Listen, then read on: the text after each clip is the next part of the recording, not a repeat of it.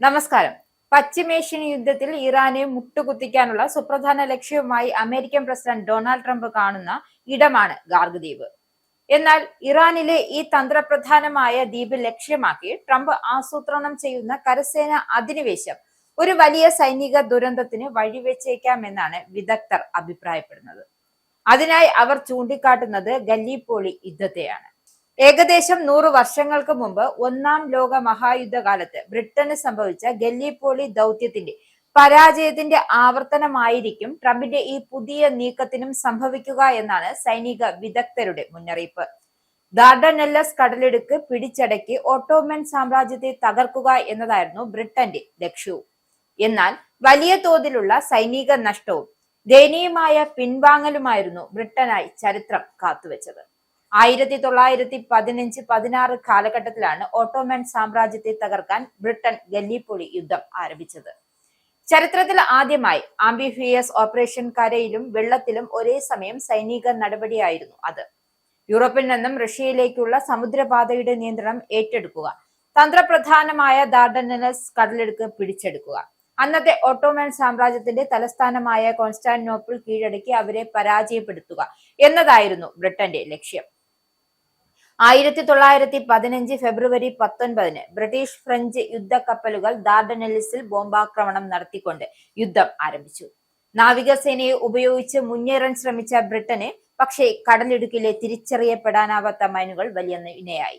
ഈ മൈനുകൾ ബ്രിട്ടന്റെ 3 കപ്പലുകളെ മുക്കുകയും 3 എണ്ണത്തിന് കനത്ത നാശനഷ്ടങ്ങൾ വരുത്തുകയും ചെയ്തു.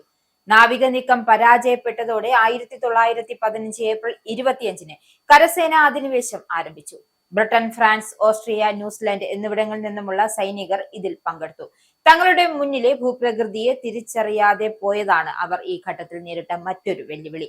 കരസേന അധിനിവേശത്തിന്റെ തുടക്കത്തിൽ തന്നെ വലിയ തിരിച്ചടി നേരിട്ടു. ആദ്യഘട്ടത്തിൽ അയച്ച 200 സൈനികരിൽ 21 പേർ മാത്രമാണ് കരയ്ക്കടിയാൻ സാധിച്ചത്. യുദ്ധം കടുപ്പമേറിയപ്പോൾ ബ്രിട്ടീഷ് കമാൻഡർ ജനറൽ ഇയാൻ ഹാൽമിൽട്ടൺ 95,000-ത്തിലധികം സൈനികരെ ആവശ്യപ്പെട്ടുവെങ്കിലും അതിന്റെ 1/4 മാത്രമേ ബ്രിട്ടീഷ് അധികൃതർ അനുവദിച്ചിരുന്നുള്ളൂ. ഏകദേശം 4,80,000 സഖ്യകക്ഷി സൈനികർ യുദ്ധത്തിൽ പങ്കെടുത്തു.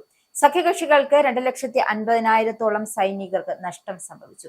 ഏകദേശം 46,000 പേർ കൊല്ലപ്പെട്ടു. ബാക്കിയുള്ളവർ പരിക്കേറ്റ് മൃതപ്രായരായി.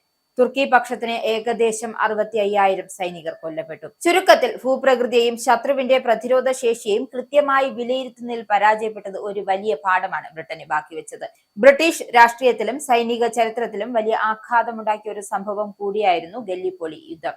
ബ്രിട്ടന്റെ ചരിത്രത്തിൽ തന്നെ ഏറ്റവും വലിയ പിഴവായാണ് ഈ യുദ്ധത്തെ വിശേഷിപ്പിക്കപ്പെടുന്നത്. ട്രംപ് ആസൂത്രണം ചെയ്യുന്ന ഈ സൈനിക നീക്കം ചരിത്രപരമായ ഗല്ലീപോളി യുദ്ധത്തിന് സമാനമായ ഒരു വലിയ തന്ത്രപരമായ പിഴവായി മാറിയേക്കാം എന്നാണ് വിദഗ്ധർ അഭിപ്രായപ്പെടുന്നത്.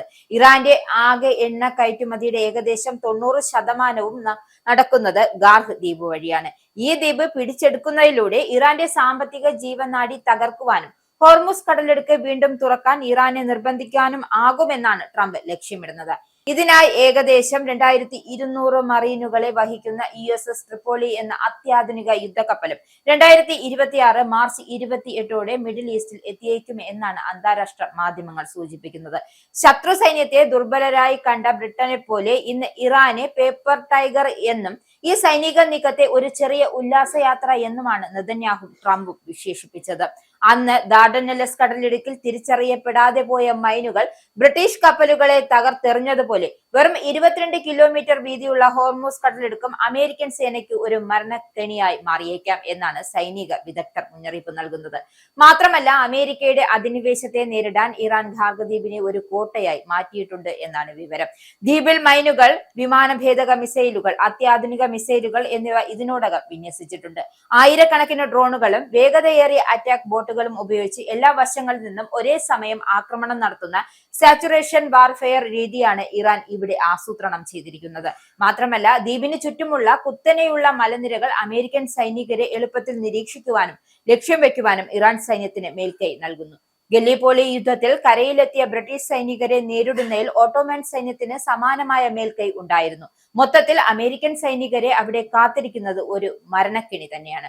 സ്വന്തം മണ്ണിൽ പ്രത്യയശാസ്ത്രപരമായ ആവേശത്തോടെ പൊരുതുന്ന ഒരു സൈന്യത്തെ പരാജയപ്പെടുത്തുന്നത് അത്ര എളുപ്പമുള്ളതല്ല എന്ന് ചരിത്രം പഠിപ്പിക്കുന്നു. ഗല്ലീപോളിയിൽ ബ്രിട്ടന് 2,50,000 സൈനികരെ നഷ്ടപ്പെട്ടതുപോലെ ഈ നീക്കം അമേരിക്കയ്ക്ക് ഒരു പേർഷ്യൻ ഗല്ലിപ്പോളി ആയി മാറിയേക്കാം എന്നാണ് വിദഗ്ധർ നൽകുന്ന മുന്നറിയിപ്പ്.